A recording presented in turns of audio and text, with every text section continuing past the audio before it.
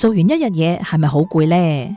做嘢做到我真係身心好疲累啊，冇方向，冇力行落去啦。唔使愁，商福與你飛越職場，關心你嘅身心社靈，日月陪你一齊行，加油，打氣。Hello， 大家好。Hello， 大家好。商福與你飛越職場又同大家見面啦。咁今日咧，除咗飛牧之外咧，咁我哋有位朋友 Sarah 喺度。Sarah 你好。Hello， 大家好。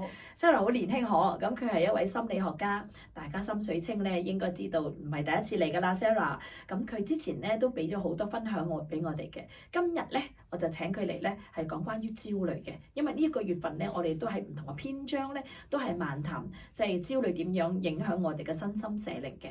今日就係心理篇。咁 Sarah 作為一個心理學家，咁你點睇焦慮啊？定義係乜嘢咧？焦慮好多時候我哋會定義為對未來事件嘅擔憂啦，通常會伴隨住緊張、煩躁或者心理上面嘅不適。不過樣嘢要留意嘅，焦慮嘅事情咧唔一定會發生，佢可能會發生，甚至佢永遠冇可能發生。即係我哋好多時咧係憂慮嗰啲根本唔會發生，甚至乎係未發生嘅嘢。係啦。咁好多時候我哋會講焦慮、壓力或者恐懼，佢哋會炒埋一碟嚟講，但係其實佢哋有啲唔一樣嘅。有咩唔一樣咧？喺壓力我哋會講係一個人對外在壓力源嘅反應啦，而焦慮係對未來可能發生嘅事情，而恐懼就係佢感覺到嘅即時威脅嘅反應，即係例如你見到條蛇或者見到隻狗，我唔係好中意大狗嘅，跟住我見到狗嘅即時個驚個反應，咁佢就會逃跑啦。但係咧，如果我會知道有陣時候我行某一條路咧，嗰間屋有隻狗會好吠，會吠得好勁嘅，嗰個咧就係我嘅焦慮，因為我驚佢會吠我，但佢你驚佢撲出嚟，係啦。咁如果我哋即係喺嗰個認識嗰個焦慮上邊咧，咁有冇一啲嘅提醒我哋咧，知道我哋係咪已經進入咗焦慮狀態啊？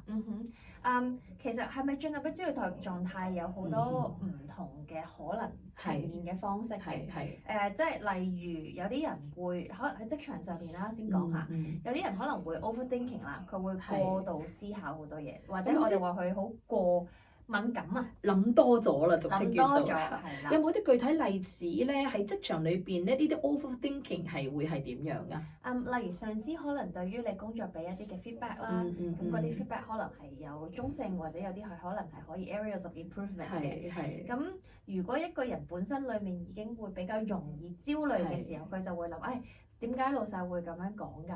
係咪佢覺得我做得唔好啊？呢個唔好會帶啲咩影響啊？或者可能佢喺 pantry 度聽到其他同事講緊，喂，最近公司業績唔係幾好喎，可能考慮緊要 restructure 喎。咁於是佢就將呢一啲佢聽到嘅 information 再擺入去頭先嗰個處境裏面，於是就越諗越多啦。再炒埋一碟啦，炒埋一碟，炸埋佢啦，已經。死啦！會唔會其實老細係揾個藉口講緊我唔好咧？或者其實會唔會公司係想裁咗我咧？於是就帶住呢一個嘅心情就即係搭火車或者翻屋企，而佢於是因為一路喺度諗緊呢樣嘢嘛，於是佢可能令到佢食飯都未係好有胃口，甚至去到佢如果佢瞓覺都仲諗緊呢件事，甚至會影響佢嘅睡眠質素。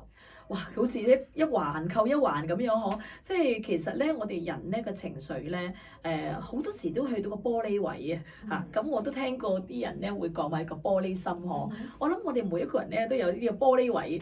咁諗多咗一件事情咧，就會令到自己覺得好似點解會發生呢件咁喺我身上嘅？咁個波咧就會越煲越大。就好似個雪球咁樣樣咯，越滾越大。但係其實嗰件事未必會發生嘅。諗完一大餐之後，原來根本就冇事嘅。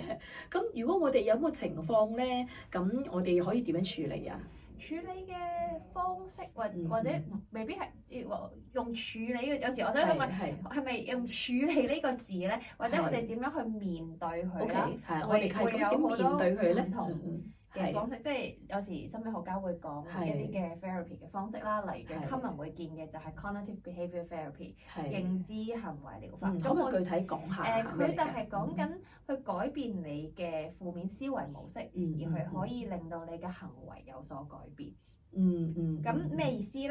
就係好多時候佢可能透過去了解你嗰個裡面嗰個嘅嗰個嘅思維嘅 pattern， 然之後想去改變，然之後佢會帶嚟你個行為嘅轉變啊。或者跟住另一個方式就可能有啲人會用 mindfulness 啦，即係好似你之前都有講過話，你會做靜觀啊或者默想咁樣去減低你個身體可能係心理上帶俾你一啲焦慮嘅感覺。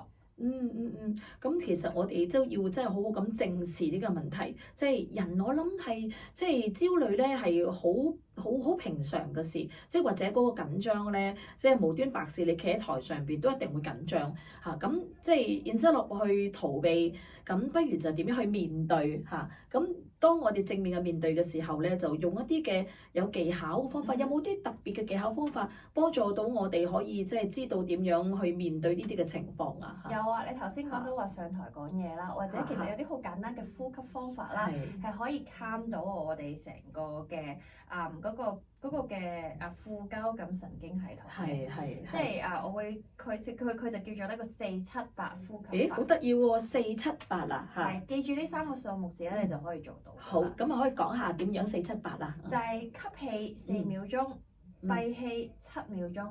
再呼氣8秒鐘，然之後你可以重複做4次。再講多次啊！吸氣4秒鐘，即係你用你個鼻去吸啦，深呼吸，跟住數4秒，跟住閉氣7秒鐘，咁你就係即係忍住呼吸啦7秒鐘，然之後再用嘴巴去慢慢咁去呼氣，然之後就數到8秒鐘。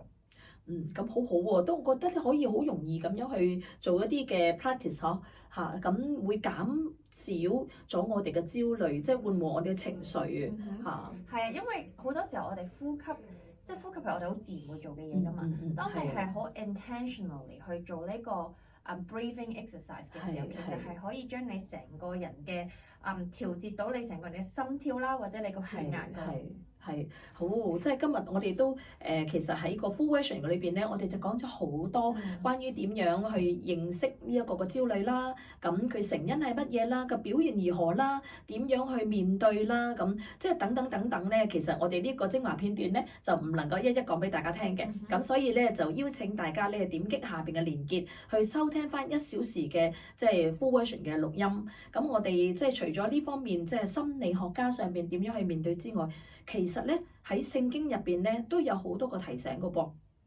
我成日都話咧，聖經係一個滿有智慧。咁人我哋用我哋嘅智慧，我諗都唔會超過5% 嚇。咁但係剩得嗰95% 喺邊度咧？喺上帝度，喺上帝嘅手裏邊，因為神係個智慧高過我哋嘅智慧，佢嘅道路高過我哋嘅道路。我好中意以賽亞書40章即係27節至到31節呢段嘅經文，裏邊係提到咧，就無論你係即係好強壯嘅少年嘅，你一樣都會係即係跌倒，一樣都會軟弱。即係提醒我哋，其實我哋唔好逞強，唔好用自己嘅能力刻意地去即係去控制我哋嗰個焦慮。我哋要面對，但係唔係要透過控制而令到自己更加焦慮，反而咧就學習即係一個等候嚇。咁呢段經文提我哋係點樣先至能夠得到力量，能夠如鷹展翅上騰咧，就係等候耶和華。咁嗰時我哋好緊張，我哋冇俾自己一個休息嘅時間，冇俾個空間俾上帝同我哋講説話。咁無論你係信耶穌或者係唔信耶穌，我都好鼓勵你哋，好似阿 Sarah 教咁樣，試下靜一靜落嚟，深呼吸。學習下呢一個嘅 mindfulness，或者你基督徒學習下靈修，喺當中咧，你會發現其實你喺度開啟嗰95% 嘅智慧嘅。咁詳細係點樣咧？都係希望你能夠點擊下邊嘅連結，收聽我哋1個小時嘅 full version 啦。